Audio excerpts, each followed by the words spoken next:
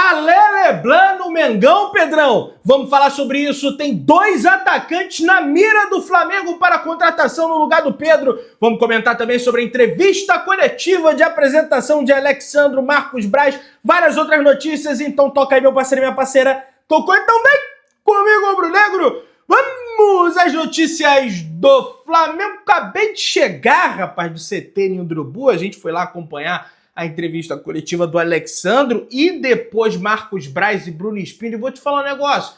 A entrevista que o Braz deu repercutiu mais do que a do Alexandro, que é o reforço, viu? E a gente vai repercutir, logicamente, isso aqui.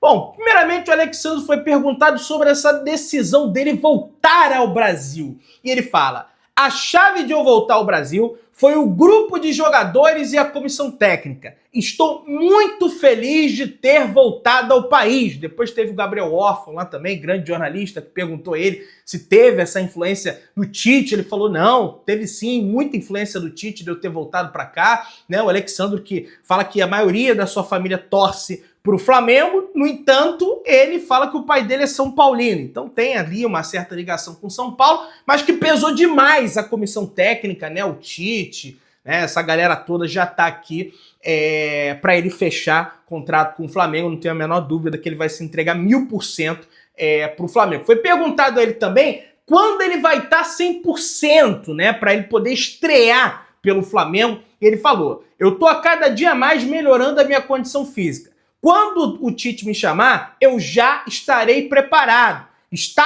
Não fiquei parado nesse período. Estava treinando lá na equipe do Portimonense. Então, acredito que na partida contra o Vasco já deve estar disponível ali, pelo menos, na lista de relacionados, até porque esse jogo só acontece no dia 15, tem a partida contra o Bahia. Ele não pode jogar a Copa do Brasil, porque não está inscrito ainda, só pode jogar a partir da semifinal, e contra o Vasco já deve estar disponível, pelo menos ali no banco de reservas. Ele que foi perguntado sobre essa questão da posição dele também, tendo em vista que lá na Juventus ele compôs uma linha ali de 3 zagueiros. Ele falou: olha, posso jogar, na Juventus joguei como zagueiro, joguei como lateral, é evidente a posição de origem dele. Ele disse que já jogou até de atacante na equipe da Juventus, e a função que o professor determinar a ele vai jogar, ele vai cumprir muito bem ali. Ele comentou na entrevista coletiva. E ele falou também, minha gente, sobre a questão do Danilo, tá?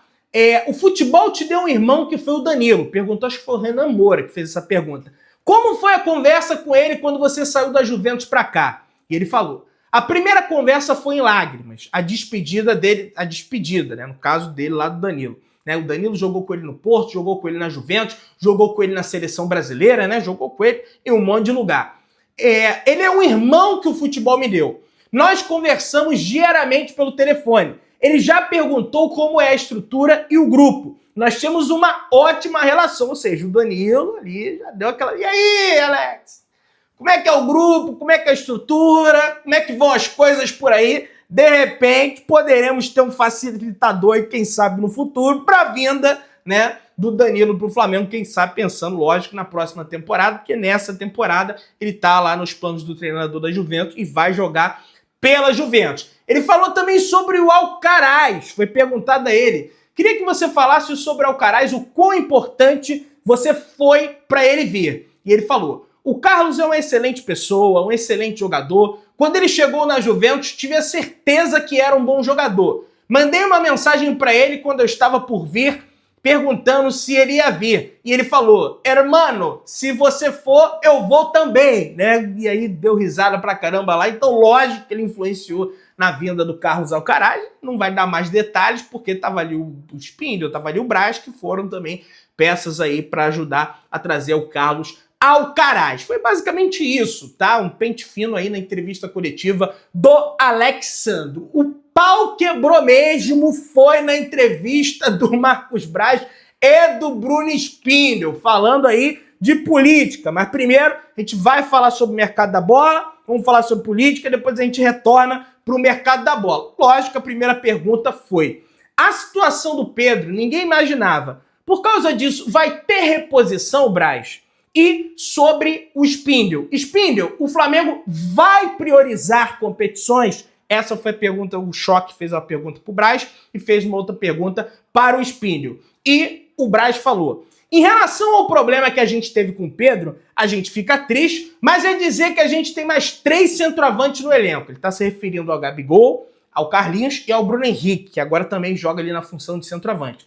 Isso não quer dizer que quando a gente soube do problema do Pedro, a gente não ficou atento no mercado.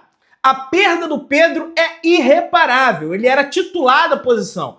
Mas a gente confia nos que estão aqui, sempre confiou. O próprio Gabigol decidiu 2 finais de Libertadores. Temos plena confiança nos jogadores que estão aqui e estamos atentos ao mercado. Eles ligam pra gente, né, os agentes, no caso, né, eles ligam pra gente, nos oferecem jogadores, depois passa para vocês que nós que estamos interessados.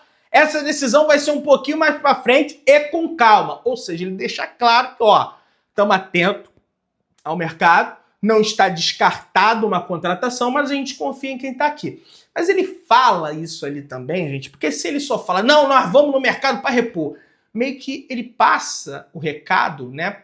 Lógico que isso chegaria ao ouvido do Gabigol, ao ouvido do Carlinhos, ao ouvido do Bruno Henrique, como, eu tô aqui, eu não sirvo como atacante. Se o cara só chega e fala, não, nós vamos no mercado, nós vamos... Então ele tem que, é lógico que ele tem que falar, não, nós temos 3 centrais. Porque, sinceramente, gente, o Gabigol hoje, por mais que tenha a pirimba do Tite, eu sempre comento isso aqui, o Gabigol hoje, muito difícil. Muito difícil. Se fosse ele cita as 3 Libertadores, né, as 2 Libertadores que o Gabigol decidiu e fez gol em mais uma final, mas a gente não tem mais esse Gabriel. Vai voltar a ser aquele Gabriel? Para mim, esse é o grande X da questão. O Bruno Henrique, por mais que... Mas não é o mesmo Bruno Henrique, ele tenta, mas não é o Pedro ali, sabe? A posição do BH é do lado, é na ponta, pode fazer centroavante. E o Carlinhos não chega nem perto do nível do Pedro, então ele sabe que tem que contratar. É evidente que ele... Mas ele também não pode desmerecer os caras. Então, a leitura que eu faço é essa. E o Spindle falou sobre questão de priorizar competições. O Flamengo não prioriza competições. A questão do Vinha e do Cebolinha abriram nossos olhos para o massacre do calendário. Nosso objetivo aqui é lutar por todos os títulos que estamos competindo. Vamos fazer de tudo sem priorizar competições. Vamos lutar por todos e, quem sabe, até pelo Mundial no final do ano. Tá, mas o que eu não entendo nessa frase do Spindle dizendo que o Flamengo não vai priorizar competições... Por que no início do ano, quando só tinham 2 competições, um calendário muito mais leve, eles priorizaram o Carioca em relação a Libertadores? E agora que o Flamengo está envolvido em 3 competições, com data FIFA, teve Copa América, o Flamengo não prioriza. Eu queria entender isso. Ou será que prioriza, mas pro externo fala que não prioriza? Vamos deixar só aqui, porque se a gente falar que prioriza, nós vamos tomar pau da imprensa. Nós vamos tomar pau da torcida.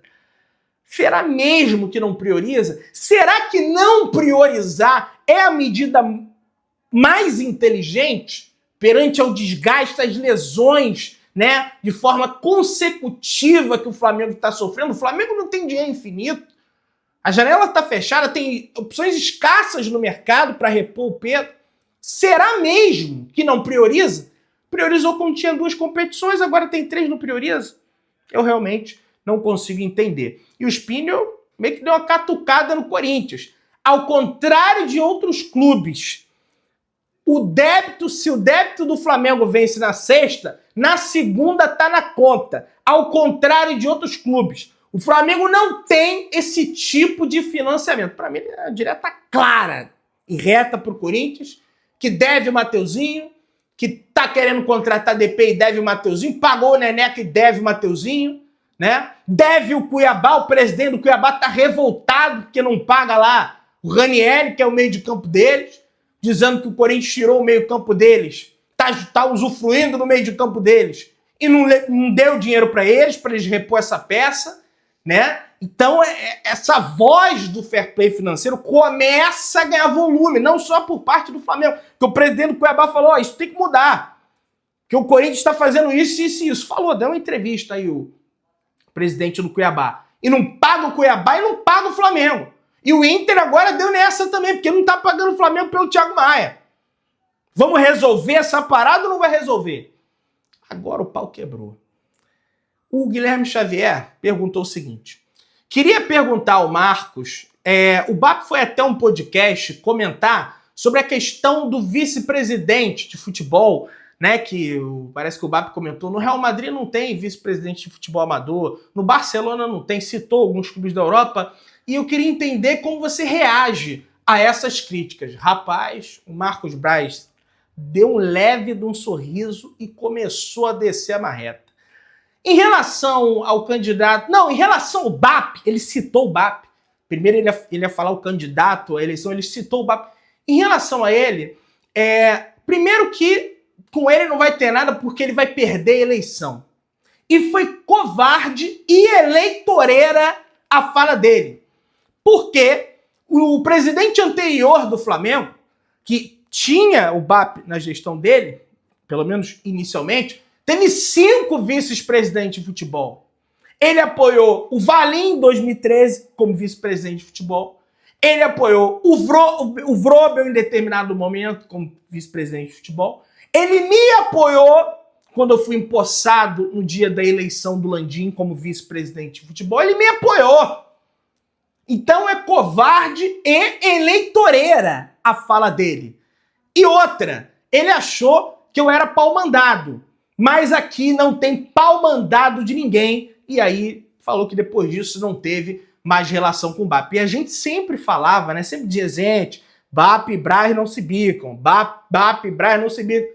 Não deu outra. Hoje chutou o pau da barraca e expôs ali como tá as entranhas do Flamengo. E o bicho está pegando, meus amigos. O bicho está pegando, tá? Esse é o grande X da questão. Em relação ao Pedro, o Flamengo soltou uma nota nas redes sociais e falou: o Clube de Regatas do Flamengo informa que o atleta Pedro já se encontra no Rio de Janeiro. O atacante foi avaliado pelo Departamento Médico Rubro-Negro e aguarda a definição da data para a cirurgia de reconstrução do ligamento cruzado anterior do joelho esquerdo. Vale lembrar que o Pedro já teve uma lesão de cruzado, no entanto, foi do joelho direito, quando ele ainda era jogador do Fluminense, estava para ir para o Real Madrid, teve essa lesão infelizmente, e agora ele teve no joelho esquerdo. O atacante Pedro já está em casa com a família, o departamento médico do Flamengo assumirá os cuidados com o jogador daqui para frente. Inclusive, ele já publicou uma foto, ele está bem na medida do possível, lógico, com o filho dele lá no colo, né? Filha, né? Parece, é filha, né?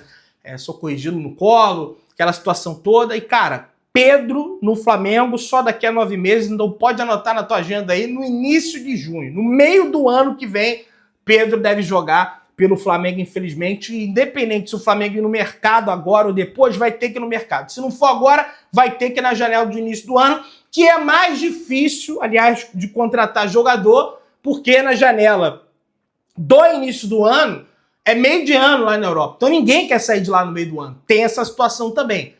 Buscaria uma solução aqui dentro do futebol brasileiro, vai tirar o Verratti do Vasco, vai tirar o Caleri do São Paulo, vai ter que fazer alguma coisa aí no Flamengo, porque a situação realmente ficou bem difícil. Em entrevista coletiva, o técnico Dorival Júnior da seleção brasileira comentou essa situação.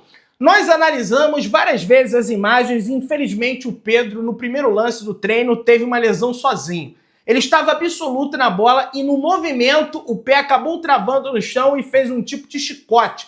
Nós estávamos bem atrás, eu e Juan, e naquele momento nós percebemos a gravidade da lesão. Ainda mais pelo grito que deu o atleta. Que situação triste, hein, gente? Vou te contar uma história. O segundo lance, o Programa de Proteção de Clubes da FIFA vai livrar o Flamengo de pagar os salários de Pedro durante a lesão. O Braz também falou sobre isso na entrevista coletiva e disse que o Departamento Jurídico do Flamengo já entrou em contato aí com a FIFA para receber o dinheiro. O programa cobre um salário anual de até 46 milhões e 800 mil reais. O tempo máximo de cobertura é de 1 ano. Como o Pedro recebe menos que esse valor, a FIFA pagará os seus salários durante a lesão de forma integral. Avançando, Schola renovou o visto de residência para permanecer no Brasil por mais 5 anos. O último visto de residência dele valia por 6 meses e terminava em setembro de 2024, ou seja, no mês que nós estamos.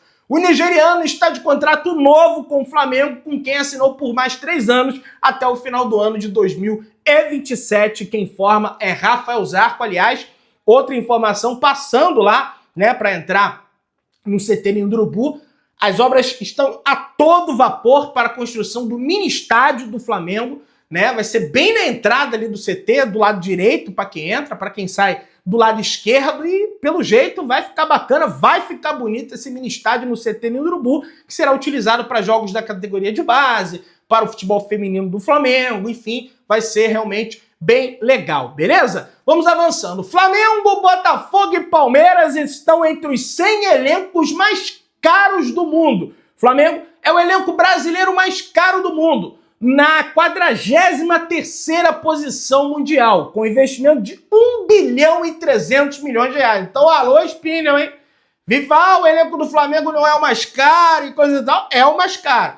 O Botafogo é o 83º, com 527 milhões, e o Palmeiras é o 87º, com 477 milhões. De repente, nesse momento, o elenco do Flamengo não é o melhor por conta das lesões, né? Arrascaeta, De La Cruz, Pedro, o time do Flamengo todo esfacelado, desmantelado, mas completo, né? É o mais caro, é o maior investimento feito no futebol brasileiro, lógico, no futebol sul-americano. Choupo-Moting não está nos planos do Flamengo nesse momento, informa o jornalista Mauro César Pereira. Para mim, um grandíssimo erro, porque desses todos os atacantes que estão disponíveis no mercado, o que se aproxima das características do Pedro é o Choupo-Moting. Jogou no PSG, jogou no Bayern de Munique, foi artilheiro de temporada lá no campeonato alemão, né, pela Bundesliga. É o que mais se aproxima, centroavante, nato, alto, pivô, né? Os outros são uma espécie ali, são mais parecidos com o Gabigol, né? E aí você tem aqui, informação da Raíssa Simplício, o atacante Mariano Dias, do ex-Real Madrid, foi oferecido ao Flamengo através de intermediários. Até o momento, a diretoria rubro-negra não deu resposta. Cara, não é porque ex-Real Madrid que é bom. Porque esse Mariano Dias aí, ele é da República Dominicana, eu não sei como ele foi parar no Real Madrid. Acho que ele era o terceiro reserva, entrava muito de vez em quando, até porque tinha o Benzema lá, depois foi ter o Roselu. Cara, não é bom jogador, não acho que o Flamengo deveria investir no Choupo-Moting. Uma outra informação, tá aqui, ó.